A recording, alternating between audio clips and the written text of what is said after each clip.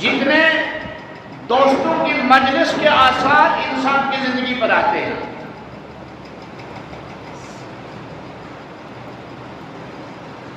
حضرات صحابہ کرام رضوان اللہ تعالی علیہم اجمعین، ان کو صحابی اس لیے کہا جاتا ہے کہ وہ حضرت نبی اکرم صلی اللہ علیہ وسلم کی صحبت میں، آپ کی مجلس میں رہے، پھر اس پاک جماعت میں سے جس صاحب کو زیادہ صحبت کا موقع ملا وہ افضل ہو گیا۔ چنانچہ صحابہ کرام رضوان اللہ تعالی علیہم اجمعین میں سب سے زیادہ قریب رہنے والے، سب سے زیادہ نزدیک رہنے والے شخص ہیں سیدنا ابو بکر صدیق رضی اللہ تعالی عنہ۔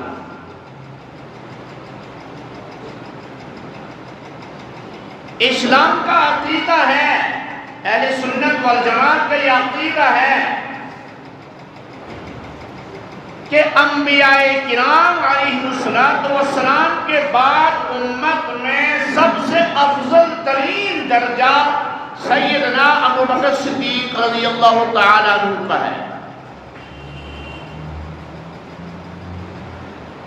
ان کے دوسرے نمبر پر صحبت یافتہ تھے حضرت عمر ابن خطاب الفاروق العظم رضی اللہ تعالی عنہ۔ تو پوری امت میں، صحابہ میں بھی اور بعد والی امت میں بھی دوسرا مقام سیدنا عمر ابن خطاب رضی اللہ تعالیٰ عنہ کا حاصل ہوا۔ اس طرح سے حضرت عثمان ذی النورین رضی اللہ تعالیٰ عنہ، حضرت علی المرتضیٰ رضی اللہ تعالیٰ عنہ، اور پھر درجہ بدرجہ دیگر صحابہ کرام رضوان اللہ تعالیٰ علیہم اجمعین۔ نبی اکرم صلی اللہ علیہ وسلم کی صحبت، آپ کی مجلس اور آپ صلی اللہ علیہ وسلم کی نظر کیمیا کیا چیز تھی؟ سیکنڈوں کے اندر، منٹوں کے اندر ولایت کے تمام مقامات حاصل ہو جاتے تھے۔ اس کی مثال دی ہے، ایک آدمی یہاں سے بمبئی، کلکتہ وغیرہ کا سفر کر رہا ہے اپنی کار میں، چھوٹی گاڑی میں، اور ایک آدمی سفر کر رہا ہے ہوائی جہاز میں۔ تو ہوائی جہاز والا بہت جلد سفر طے کر لے گا اور اپنے مقام منزل پر پہنچ جائے گا، اور کار میں چلنے والا مسافر کئی دن بھی لگ سکتے ہیں۔ بالکل یہی مثال ہے حضرت نبی اکرم صلی اللہ علیہ وسلم کی صحبت اور مجلس کی۔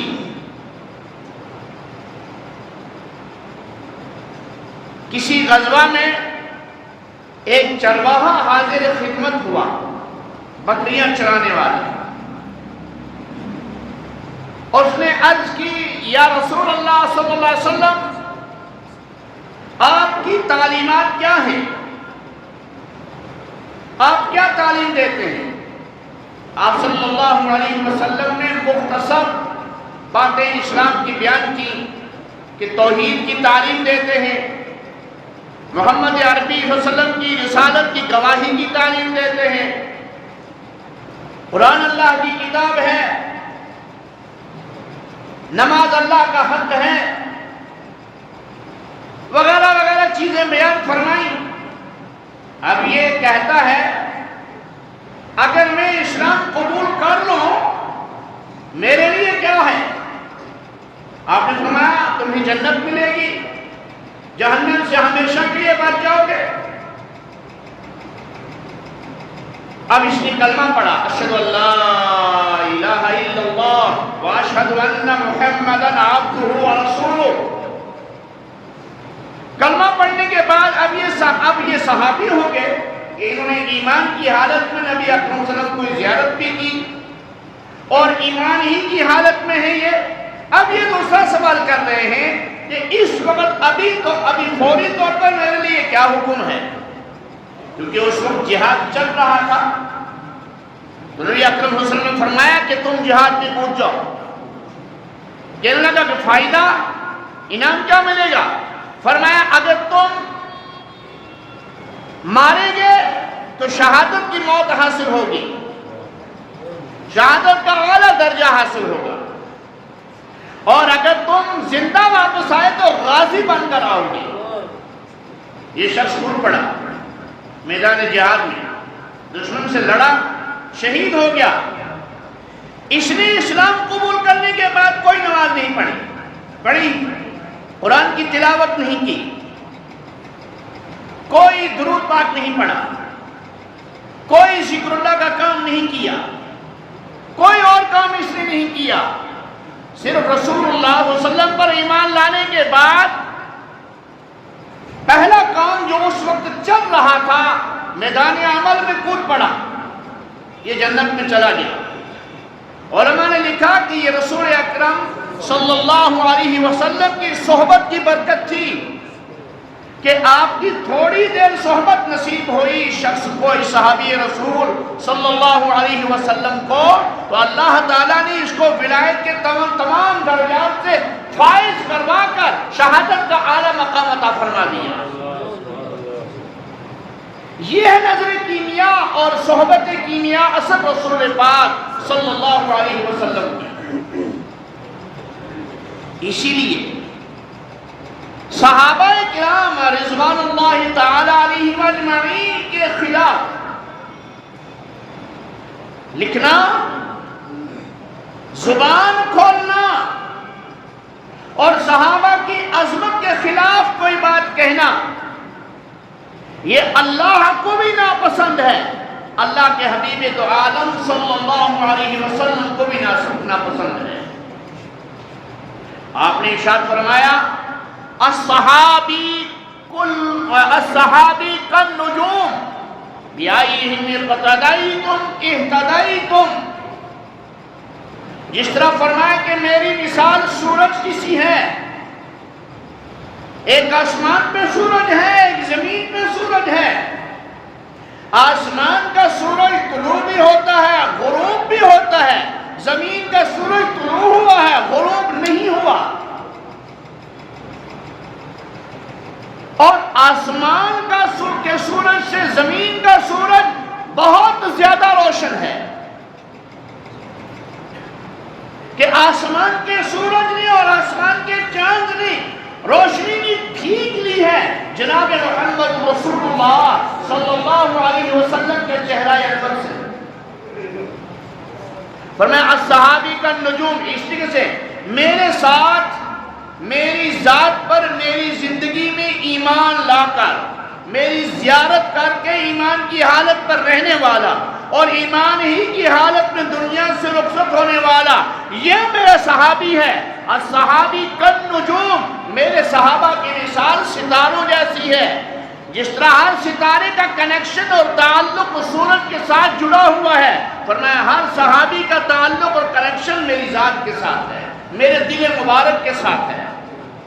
تم جس پر بھی جس کے طریقے پر بھی چلو گے بِأَيِّهِمْ اقْتَدَيْتُمْ اهْتَدَيْتُمْ، تم ہدایت یافتہ بن جاؤ گے۔ تمہیں صحابہ رضوان اللہ علیہم اجمعین کے نقش قدم جو ہیں وہ تمہیں ہدایت کی طرف کھینچ کر لے آئیں گے، وہ تمہیں مجھ تک پہنچا دیں گے۔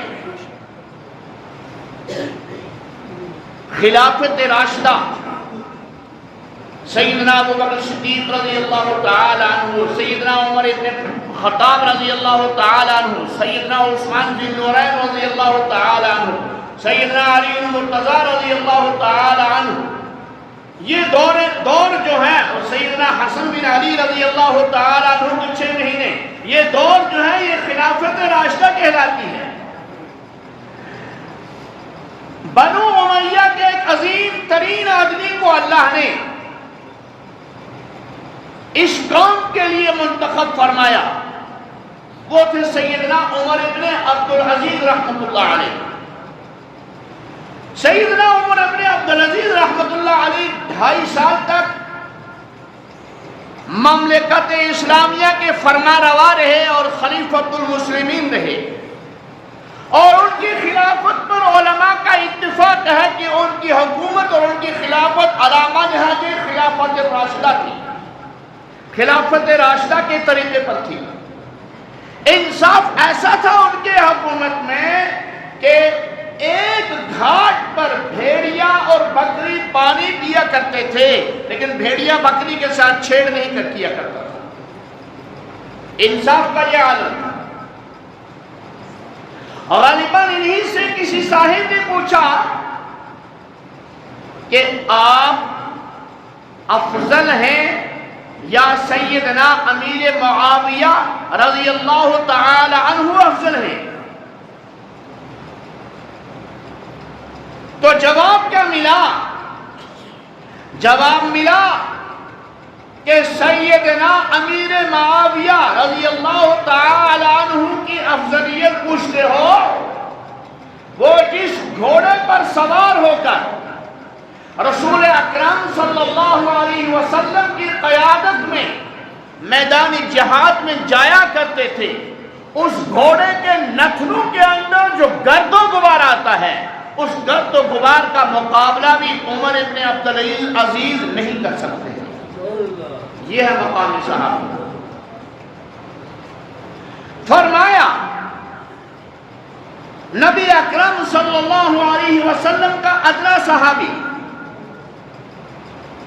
کم درجے کا صحابی، حضرت وحشی بن حرب رضی اللہ تعالی عنہ، انہوں نے حضرت امیر حمزہ رضی اللہ تعالی عنہ کو شہید کیا کفر کی حالت میں۔ آپ صلی اللہ علیہ وسلم نے فرمایا کہ وحشی میرے سامنے مت آیا کرو، تم جب میرے سامنے آتے ہو مجھے اپنے چچا جان کی یاد آتی ہے اور مجھے دکھ آ جاتا ہے۔ وحشی رضی اللہ تعالیٰ عنہ عمر پر حضور صلی اللہ علیہ وسلم کے سامنے نہیں آئے کہ حضور کو تکلیف نہ ہو، لیکن حضرت وحشی بن حرب رضی اللہ تعالیٰ عنہ نے اسلام قبول کرنے کے بعد سیدنا ابوبکر صدیق رضی اللہ تعالیٰ عنہ کے زمانہ مبارک میں جنگ یمامہ لڑی، اور جنگ یمامہ میں اس مسلمہ کذاب لعین اور مردار کو قتل کیا ہے جس نے حضور ہی کے زمانے میں نبوت کا دعویٰ کر رکھا تھا۔ اس کو قتل کرنے کے بعد وحشی نے فرمایا الحمدللہ میں نے قتل حمزہ کا کفارہ ادا کر دیا ہے، میں قیامت کے دن حضور صلی اللہ علیہ وسلم کی خدمت میں حاضر ہو کر یہ عرض کروں گا یا رسول اللہ صلی اللہ علیہ وسلم، حالت کفر میں قاتل حمزہ ٹھہرا تھا، لیکن حالت ایمان میں مسلمہ بن کذاب کو میں نے تحقیق کر واصل جہنم کیا ہے۔ اس صحابی کے بارے میں بھی شیخ عبد القادر جیلانی رحمت اللہ علیہ لکھتے ہیں، دیگر وقت کے بڑے بڑے اولیاء کاملین نے لکھا کہ اس صحابی کے درجے کو بعد والے بڑے بڑے اولیاء کاملین نہیں پہنچ سکیں گے۔ کیوں؟ اس نے ایمان کی حالت میں رسول اکرم صلی اللہ علیہ وسلم کو دیکھا ہے، زیارت کی ہے اور آپ کی صحبت اختیار کی ہے، آپ کی صحبت ملی ہے ان کو۔ صحبت طالب صالح ترا صالح کنن اور صحبت طالب ترا طالب کنن۔ اچھے آدمی کی صحبت اور مجلس تجھے اچھا بنائے گی، برے آدمی کی صحبت اور مجلس تجھے برا بنائے گی۔ اس وقت نوجوانوں کو صحبت نہیں ملی، اولیاء کاملین کی صحبت نہیں ملی، علماء ربانیین کی صحبتیں اختیار کرنے کے لیے تیار نہیں ہیں، علماء کی مجلس میں بیٹھنے کے لیے تیار نہیں ہیں۔ یاد رکھو علماء کرام آج بھی یہ آیت گواہ ہیں، امت محمد احمدیہ صلی اللہ علیہ وسلم کہ ہر دور میں اللہ کے ولی پیدا ہوتے رہتے ہیں اور پیدا ہوتے رہیں گے. کیوں؟ دلیل کیا ہے؟ یا ایھا الذین آمنوا اتقوا اللہ وکونوا مع الصادقین. اے با ایمان لوگو، اللہ سے ڈرتے رہو اور سچوں کی مجلس اختیار کرو، یعنی صالحین کی صحبت اختیار کرو، علماء ربانیین کی صحبت اختیار کرو، خدا ترس علماء کی مجالس میں بیٹھو، ذکر اللہ کرنے والے علماء کی مجالس میں بیٹھو، قرآن سے محبت کرنے والے علماء کی مجالس میں بیٹھو، قرآن کو سچائی کے ساتھ بیان کرنے والے علماء کی مجالس میں بیٹھو. تو یہ آیت گواہی دے رہی ہے کہ قیامت تک اولیاء کاملین اس امت میں آتے رہیں گے، ورنہ تو یہ بات ہی مہمل ہو جاتی. اگر یہ بات صحابہ تک رہتی، تابعین تبع تابعین تک رہتی تو یہ بات مہمل تھی. آج ہم کس کی مجلس اختیار کرتے ہیں؟ آج بھی حکم ہے مجھے اور آپ سے کہ اتقوا اللہ وکونوا مع الصادقین. تم اللہ سے ڈرتے رہو، اللہ کا خوف دل کے اندر پیدا کرو، اور اللہ کا خوف تمہیں ایسے نہیں آئے گا. اللہ کا خوف اہل اللہ کی مجلس میں بیٹھنے سے آئے گا، صحبت سے آئے گا. جب صحبت اختیار کرو گے تو مجلس اختیار کرو گے تو تمہاری زندگیوں کے اندر بدلاؤ آئے گا، تمہاری زندگیوں کے اندر چینجنگ آئے گی. مولانا عبد الواجد دریابادی رحمہ اللہ کا عجیب واقعہ ہے. یہ بڑے اعلیٰ قسم کے ادیب گزرے ہیں، انگریزی زبان کے بھی ادیب ہیں، اور انگریزی زبان میں حضرت کی تفسیر ہے قرآن کریم کی، اور عربی زبان کے اوپر بھی ان کا گہرا، عربی ادب کے اوپر گہرا عبور ہے ان کا. یہ شروع زمانے میں قرآن کریم کی طرف توجہ نہیں کرتے تھے. ان کے ایک دوست گزرے ہیں سید اکبر حسین الہ آبادی رحمہ اللہ. انہوں نے ان سے فرمایا کہ تم عربی کا بڑا ذوق رکھتے ہو، ذرا قرآن کریم کی طرف توجہ کرو، قرآن کریم میں کیسی عربی ہے. تم حیران ہو جاؤ گے قرآنی جملے کو پڑھتے ہوئے، کیا معانی اور کیا مطالب کے دریا بھر دیے ہیں، سمندر بہ رہے ہیں. تم نے قرآن کی طرف توجہ نہیں کی. یہ لگے میں دیکھتا ہوں قرآن کو.